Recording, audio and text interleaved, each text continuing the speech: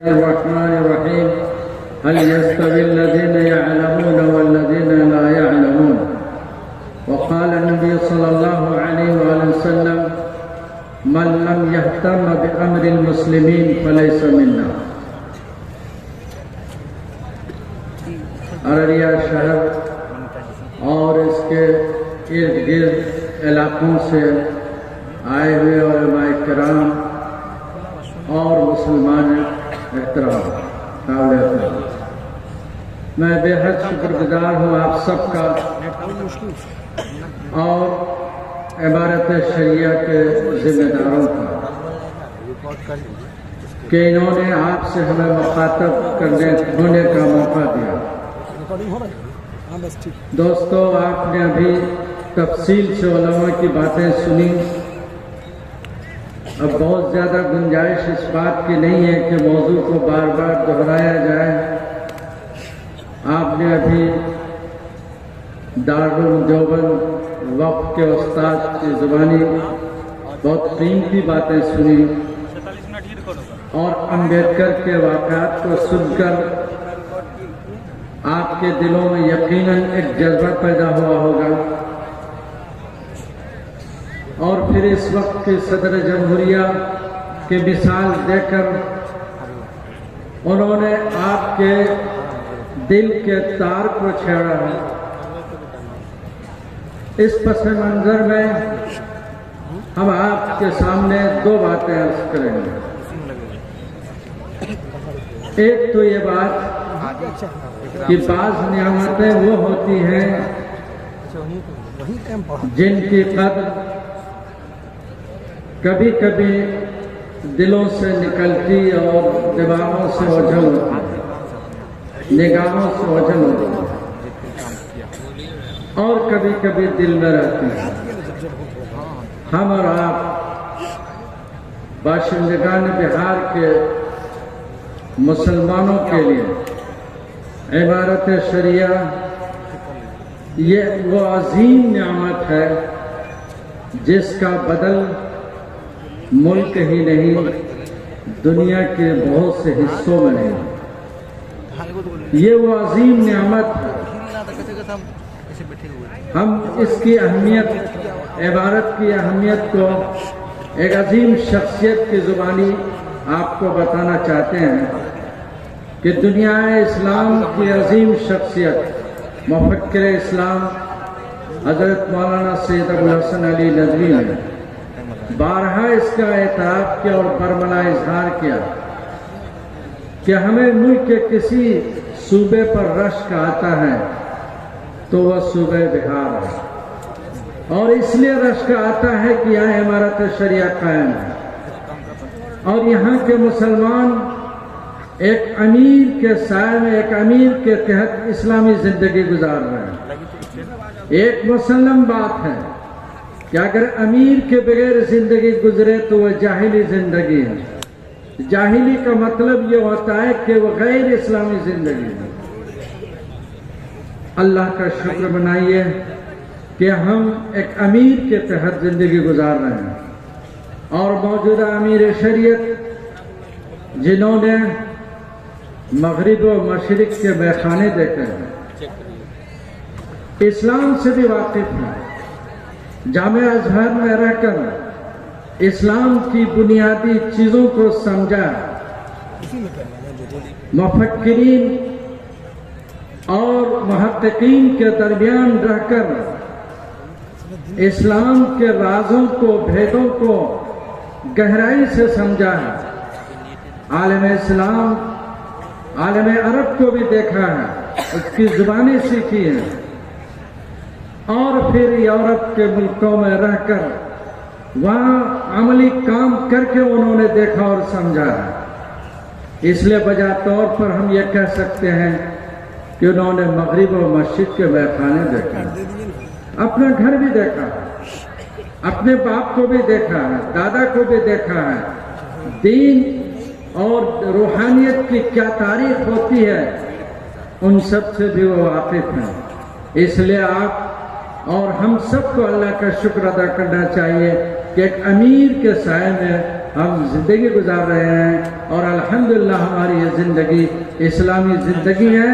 اس نعمت پر ہمیں اللہ کا شکر ادا کرنا چاہیے اور اس کو ذہن و دماغ میں تازہ کرتے رہنا چاہیے. یہ سچائی ہے کہ امارت نے ہر موقع سے، امارت شریعہ نے ہر موقع سے مسلمانوں کی رہنمائی نہیں، کامیاب رہنمائی کی ہے. جہاں ضرورت پڑی بے باکی کا سبق دیا ہے، جہاں ضرورت پڑی ان کو اپنی تاریخ کی یاد دلائی ہے، جہاں انہوں نے محسوس کیا کہ ملت کو اس وقت کس ڈھنگ سے اور کہاں کھڑا کرنا ہے اس کے لیے جد و جہد کی ہے. آپ صبح سے ٹیکنالوجی کی تعلیم، عصری تعلیم اور مختلف طرح کی تعلیم کے بارے میں سن رہے ہیں. ہندوستان برصغیر ہند و پاک جہاں دینی تعلیم کی جڑیں مضبوط ہیں اور جہاں قدیم تعلیمات کو سینے سے لگانے کو سرمایہ افتخار سمجھا گیا اور یقیناً ضرورت تھی، اور اس چیز نے ملت کو سنبھالا، دینی حیثیت سے برقرار رکھا. وہاں ہمارا شریعہ نے مسلمانوں کی ملی اور سماجی حیثیت اور اس کی معاشی پوزیشن کو مضبوط کرنے کے لیے جو جدوجہد کی، اور حضرت امیر شریعت راوی سید شاہ منت اللہ رحمانی رحمہ اللہ نے اور پھر ان کے احباب نے، قاضی مجاہد الاسلام نے اور بعد کے لوگوں نے کس ڈھنگ سے اس ملت کے نوجوانوں کو تعلیم کے میدان میں، ٹیکنالوجی کے میدان میں آگے بڑھانے کی جدوجہد کی اور عملی تصویر پیش کی، اس کے تذکرے آپ نے سنے. میرے دوستو، یہ چیز ہمارے لیے انتہائی اہم ہے. آج پھر وہی بات آ رہی ہے. اس انگریزوں کے واقعات آئے بہت. انگریزوں نے یہاں نظام تعلیم کو کس طرح تہس نہس کیا، علماء کو کس طرح تحت کیا، جیلوں کے سلاخوں میں بند کیا، کتنوں کو سولیوں پر چڑھائی. لیکن حضرت شیخ الہند کا نام آپ نے سنا اور بہت سے علماء کا نام سنا.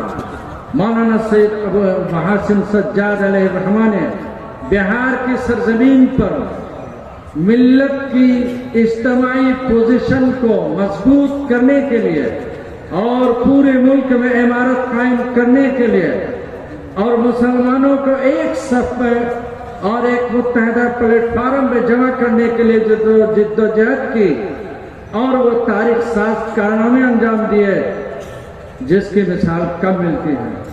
حضرت مولانا مفکر اسلام مولانا سید ابو الحسن علی ندوی نے ان کے سلسلے میں جو تذکرے کیے ہیں، ان کی جو فقہی بصیرت تھی، اصول فقہ پر ان کی جو نظر تھی، تاریخ پر ان کی جو معلومات تھی، قانون دانی اور اس کے نقطہ رسی جو ان کا ملکہ تھا، مولانا نے بیان کیا کہ ایسے عالم دین دور دور تک تاریخ میں نظر نہیں آتے. ان کے سائے میں یہ ہمارا شریعہ قائم ہوئی. انہوں نے اس زمانے میں بھی ملت کے سلگتے ہوئے مسائل کو بہت ہی جرأت اور محنت کے ساتھ، قوت کے ساتھ، قوت عمل کے ساتھ پیش کیا اور ملت کو بیدار کیا. یہی بہار ایک تنظیم آ رہی تھی، ایک کوشش ہو رہی تھی.